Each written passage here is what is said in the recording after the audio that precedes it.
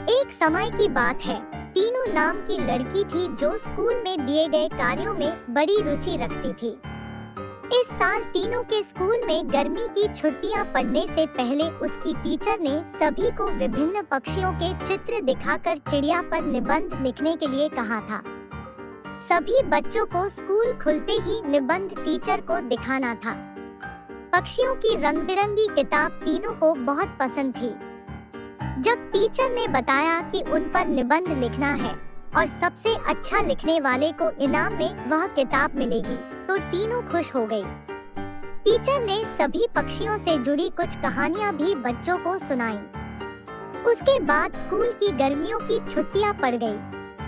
यूं तो टीनू हर साल अपनी गर्मी की छुट्टियां बिताने के लिए कहीं न कहीं जाती थी, लेकिन इस साल की छुट्टियों में टीनू रोज पास के ही बगीचे में जाकर पक्षियों और उनके घोंसले देखने लगी। उस बगीचे में गोरैया, दर्जन, लवा जैसे बहुत से पक्षी आते थे। टीनू बगीचे में आने वाली हर चिड़िया को पहचानने की कोशिश करती और उन्हें गौर देखती रहती।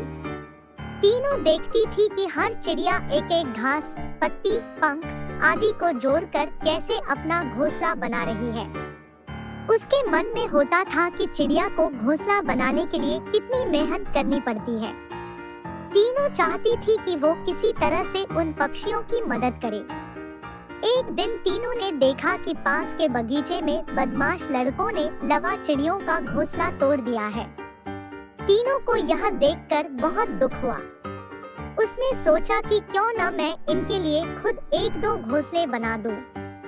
शायद ये इसका इस्तेमाल कर लेंगी।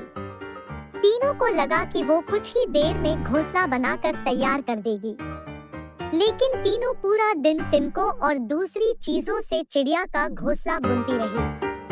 बड़ी मुश्किल से जब घोंसला तैयार हुआ, तो घोंसले को पेड़ पर टिकाने के लिए कुछ मिला नहीं। टीनू की माँ यह सब देख रही थी। तभी टीनू ने माँ को बताया, देखिए ना, मैंने चिड़िया के लिए एक घोंसला बनाया है, मगर यह उतना सुंदर नहीं है जितना चिड़िया बनाती है। मैंने सोचा था आसानी से एक सुंदर घोंसला बन जाएगा, लेकिन ऐसा हुआ नहीं। यह घोंसला अंदर से काफी कठोर बन गया है। क्या आप इसे मुलायम बना देंगी? इसी तरह से टीनू की माँ ने उस घोंसले को थोड़ा ठीक किया। उसके बाद टीनू ने उस घोंसले को धागे की मदद से पेड़ पर टिका दिया। अब बगीचे में बैठकर टीनू लवा पक्षी के आने का इंतजार करने लगी। वो पक्षी बगीचे में आए तो, लेकिन टीनू द्वारा बनाया गया घोंसला उन्होंने इस्तेमाल नहीं किया। टीनू के साथ उसकी माँ भी बगीचे में आई थी। उसने टीनू को उदास देखकर कहा, तुम परेशान मत होना, अभी चिड़िया घोंसले पर आ जाएगी। तभी एक लवा पक्षी ने आकर टीनू द्वारा बनाए गए घोंसले को तोड़ दिया। अब टीनू ने मुंह लटका लिया। तब उसे उसकी माँ ने समझाया कि तुम्हें दुखी नहीं होना चाहिए। देखो, तुम्हारे द्वारा इस्तेमाल की गई चीजों से ही लवा पक्षी अपने लिए घोंसला बना रहे हैं। हो सकता है कि इन्हें दूसरों का बनाया हुआ घोंसला पसंद नहीं आता हो। दुखी मन से टीनू ने कहा, माँ, मैं अपने स्कूल के निबंध में यह सब कुछ लिखूंगी। कुछ देर बाद टीनू ने कहा, माँ, आपने देखा कि लवा पक्षी अपना घर झाड़ियों में बना रहे हैं?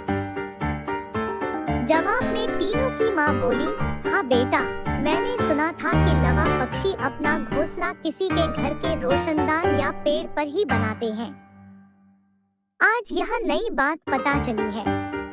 कुछ और दिनों बाद टीनू ने लवा पक्षियों के बारे में एक और बात जानी कि वो सीधे उड़कर अपने घोंसले में नहीं जाते।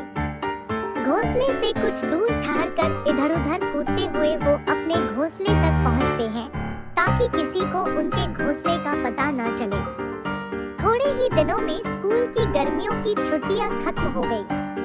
टीनू ने स्कूल जाकर लवा पक्षी के बारे में लिखा और निबंध प्रतियोगिता जीत ली।